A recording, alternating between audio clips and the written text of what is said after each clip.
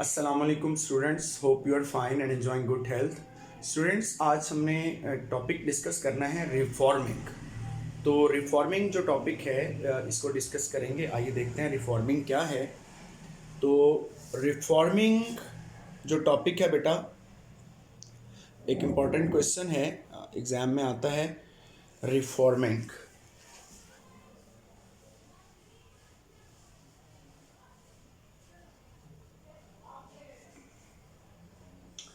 Reforming को discuss करने से पहले मैं कुछ बातें करूंगा बेटा। पेट्रोलियम की डिस्टिलेशन से हमें गैसोलीन हासिल होता है, पेट्रोल हासिल होता है।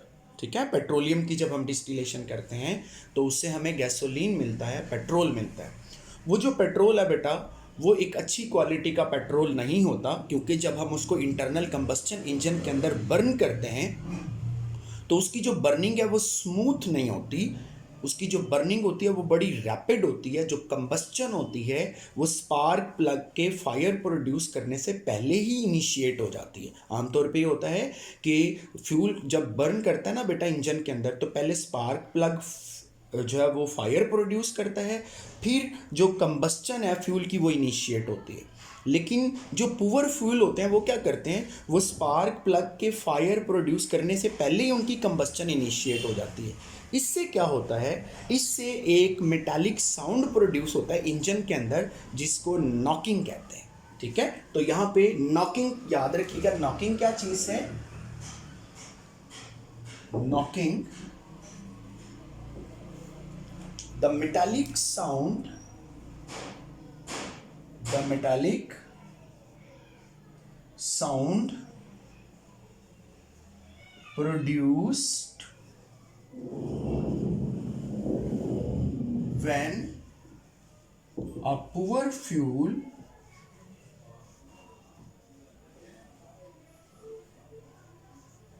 is burned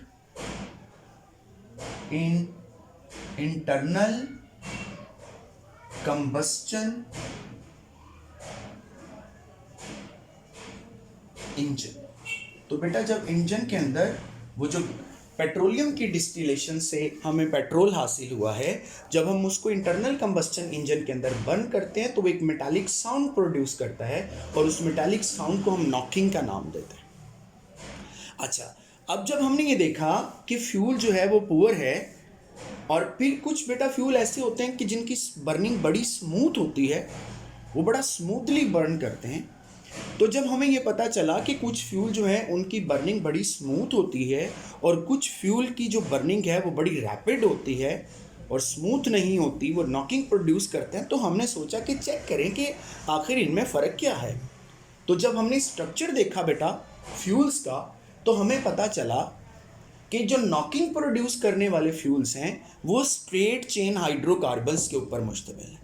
ठीक है, जैसे ये देखें, ये एक स्ट्रेट चेन हाइड्रोकार्बन है, CH3 CH2 CH2 CH2 CH2, 1 2 3 4 5 6 7 carbons. ठीक है, इसी तरह से 1 2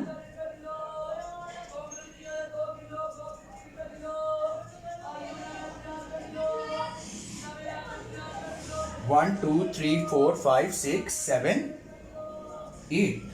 अब बेटा ये स्ट्रेट चेन हाइड्रोकार्बन्स है। तो हमने देखा कि जो पुअर फ्यूल्स हैं बेसिकली वो स्ट्रेट चेन हाइड्रोकार्बन्स हैं। इनकी जो बर्निंग होती है वो बड़ी रैपिड होती है, और जो अच्छे फ्यूल हैं वो ब्रांच्ड हाइड्रोकार्बन्स होते हैं। जैसे हमने देखा कि एक जो फ्यूल था उसका स्ट्रक्चर इस तरह से था, CH3 CH2 CH CH3 CH2 CH3।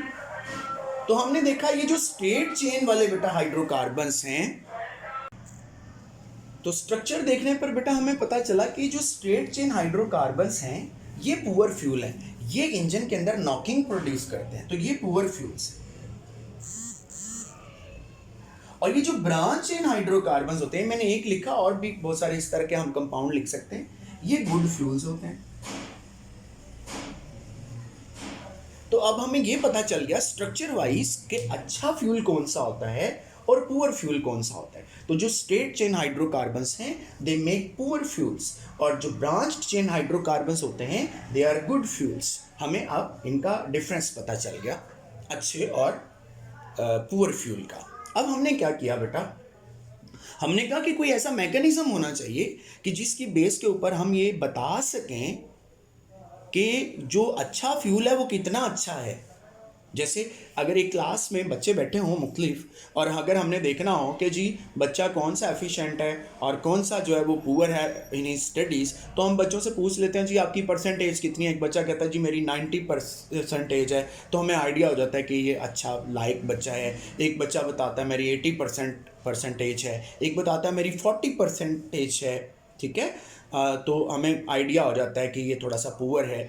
तो जैसे परसेंटेज से बच्चों की एफिशिएंसी का पता चल जाता है, वैसे ही हमने कहा कि कोई ऐसा मैकेनिज्म डेवलप किया जाए कि हमें फ्यूल का भी पता चल जाए कि जो अच्छा फ्यूल है वो कितना अच्छा है और जो पुअर है वो कितना प्योर है। तो हमने एक टर्मिनोलॉजी इंट्रोड्यूस करवाई जिसको हम कहते हैं ऑक्टेन नंबर। तो ऑक्टेन नंबर क्या है, अब यहाँ पर मैं दूसरी डेफिनेशन बताने लगा हूँ नॉकिंग के बाद ऑक्टेन नंबर की। ऑक्टेन नंबर बेटा फ्यूल की एफिशिएंसी बताता है हमें। Octane number is a method to represent the efficiency of a fuel, ठीक है। ऑक्टेन नंबर क्या करता है बेटा, octane number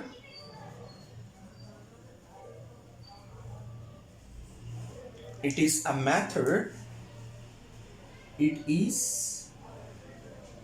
a method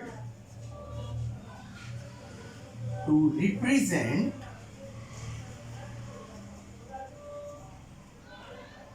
efficiency of a fuel। बेटा ये फ्यूल की एफिशिएंसी को रिप्रेजेंट करने का एक मेथड है, और इसको हम डिफाइन कैसे करते हैं, इसको हम डिफाइन ऐसे करते हैं कि G it is percentage of isooctane in a mixture of isooctane and n-heptane, ठीक है।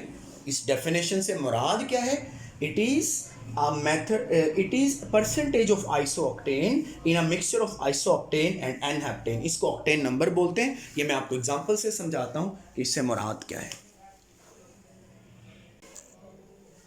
अच्छा अब बेटा हमने देखा कि एक फ्यूल है CH3 CH2 CH2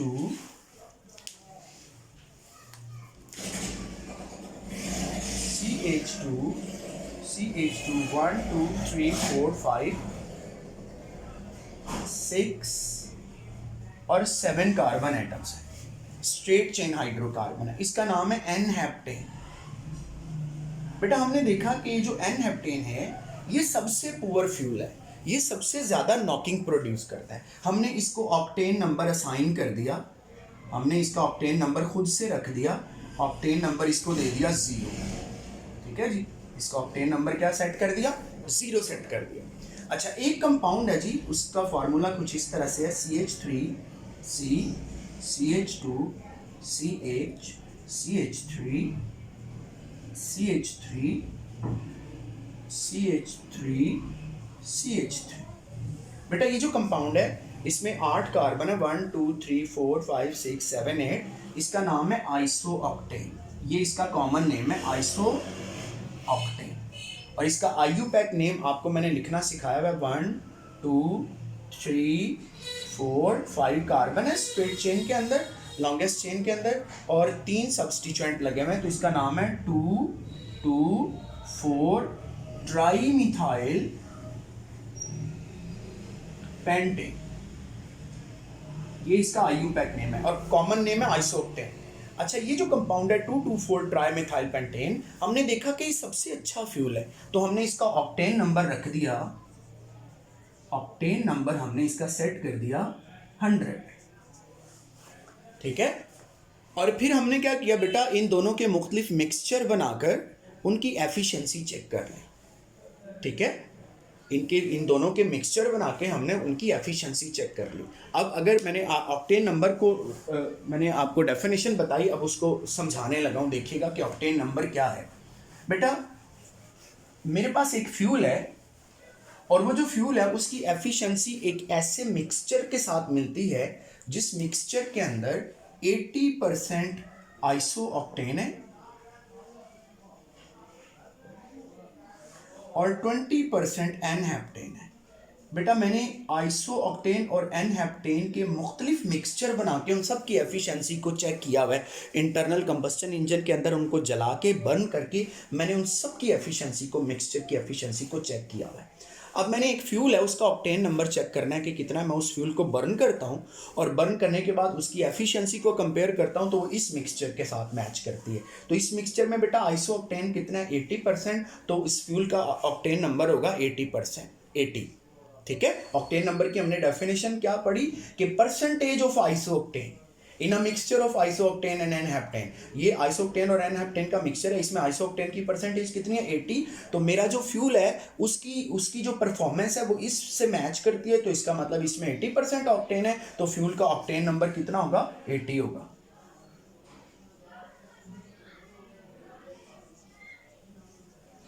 बेटा मेरे पास एक फ्यूल है और उसको मैंने इंटरनल कंबस्टन इंजन में बर्न किया और बर्न करने के बाद उसकी परफॉर्मेंस को मैच किया ऑक्टेन और एनहेप्टेन के मुख्तलिफ मिक्सचर्स के साथ। तो उसकी जो परफॉर्मेंस थी बेटा वो एक ऐसे मिक्सचर के साथ मैच हुई जिस मिक्सचर में 50% आइसोक्टेन और 50% एनहेप्टेन। तो अब चूंकि परसेंटेज आइसोक्टेन की कितनी है, 50, तो ऑक्टेन नंबर कितना निकल आया, 50 निकल आया। इसी तरह एक फ्यूल है, उसकी जो परफॉर्मेंस है वो एक ऐसे मिक्सचर के साथ मिलती है जिसके अंदर आइसोऑक्टेन जो है 30% है और एनहेप्टेन 70% है, तो उसकी ऑक्टेन नंबर हो जाएगा 30। तो इस तरह से हम फ्यूल्स के ऑक्टेन नंबर फाइंड आउट कर सकते हैं। ठीक है, तो बेटा अभी तक मैंने रिफॉर्मिंग नहीं बताया क्या होता है, मैंने अभी नॉकिंग बताई, ऑक्टेन नंबर बताया। अब हम रिफॉर्मिंग पे आते हैं। बेटा हमें ये पता चल गया कि जो स्ट्रेट चेन हाइड्रोकार्बन्स हैं वो पुअर फ्यूल होते हैं। Straight chain hydrocarbons poor fuel होते हैं और ब्रांच चेन हाइड्रोकार्बन्स अच्छे फ्यूल होते हैं। तो हमने सोचा कि क्यों ना हम स्ट्रेट चेन हाइड्रोकार्बन को ब्रांच्ड चेन में चेंज कर लें ताकि वो अच्छे फ्यूल बन जाए और हमारे इंजन की एफिशिएंसी बढ़ जाए। तो इसके लिए हमने मुख्तलिफ एक्सपेरिमेंट्स किए और हमने फिर एक तरीका दरियाफ्त कर लिया कि जिसके ज़रिए से हम स्ट्रेट चेन हाइड्रोकार्बन्स को ब्रांच चेन में चेंज कर सकते हैं। वो तरीका क्या है, हम बेटा स्ट्रेट चेन हाइड्रोकार्बन लेते हैं। ये मेरे पास एक स्ट्रेट चेन हाइड्रोकार्बन है जी, CH3 CH2 CH2 CH2 CH2 CH2 1 2 3 4 5 6 7 और 8 इसके अंदर बेटा कार्बन एटम्स हैं। मैंने क्या किया, हमने इसको हीट किया। ठीक है, in the presence of catalyst, catalyst की मौजूदगी में इसको हीट किया।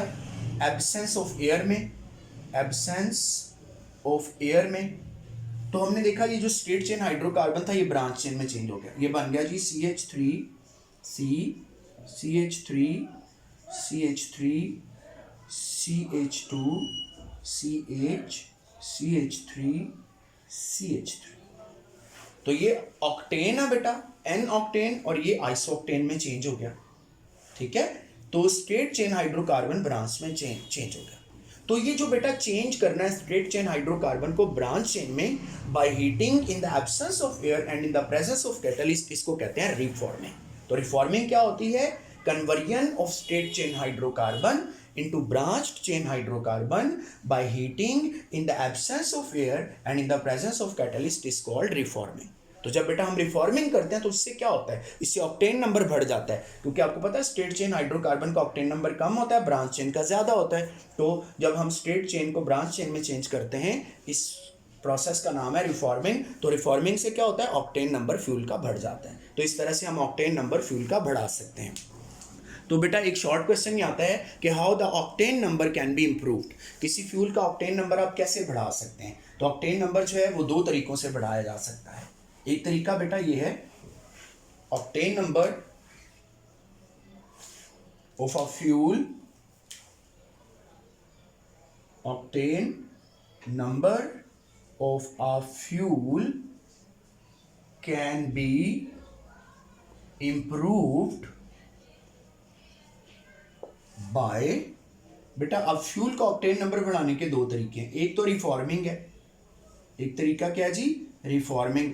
रिफॉर्मिंग में हम क्या करते हैं, स्ट्रेट चेन हाइड्रोकार्बन को ब्रांच्ड में चेंज कर देंगे, तो ब्रांच चेन आपको पता है अच्छे फ्यूल होते हैं, तो ऑक्टेन नंबर बढ़ जाएगा। दूसरा तरीका है addition of tetraethyl lead. बेटा हम फ्यूल के अंदर टेट्रा इथाइल लेड मिक्स कर देते हैं, जब फ्यूल के अंदर टेट्रा इथाइल लेड मिक्स कर देते हैं तो फ्यूल की बर्निंग स्मूथ हो जाती है, जब बर्निंग स्मूथ हो जाएगी तो इसका मतलब एफिशिएंसी बढ़ गई, ऑक्टेन नंबर बढ़ गया। ठीक है, ये वाला तरीका कोई ज़्यादा अच्छा तरीका नहीं है, पहले पुराने ज़माने में ज़्यादा इस्तेमाल होता था, लेकिन चूंकि लेड जो है वो आपको पता है कार्सिनोजेनिक सब्सटेंस है, तो लेड जब फ्यूल बर्न करता है तो वो लेड जो है ना, लेड वो इंजन के अंदर डिपॉजिट हो जाता है, या अगर हम इसको रिमूव भी कर लें इंजन से तो ये एटमॉस्फेयर में आ जाएगा और ये पॉइजनिंग कॉज करेगा। ठीक है, तो इसलिए इसका जो यूज़ है ये अब कम हो गया है, लेकिन पुराने ज़माने में इसको ज़्यादा यूज़ किया जाता था जब रिफॉर्मिंग का पता नहीं था। अब चूँकि रिफॉर्मिंग के ज़रिए से हम ऑक्टेन नंबर बढ़ा लेते हैं तो अब ये वाला तरीका हम कम यूज़ करते हैं। तो ये था जी बेटा रिफॉर्मिंग का क्वेश्चन, ये लॉन्ग क्वेश्चन में भी आ जाता है, ये शॉर्ट क्वेश्चन भी आते हैं। शॉर्ट में आप सिर्फ डेफिनेशन लिखेंगे, एग्जांपल्स देंगे, शॉर्ट जो है ये वाला भी शॉर्ट आता है कि ऑक्टेन नंबर कैसे इंप्रूव हो सकता है, नॉकिंग का भी शॉर्ट क्वेश्चन आता है, तो इनको याद कीजिएगा अच्छे से। ऑल द बेस्ट, अल्लाह हाफिज़।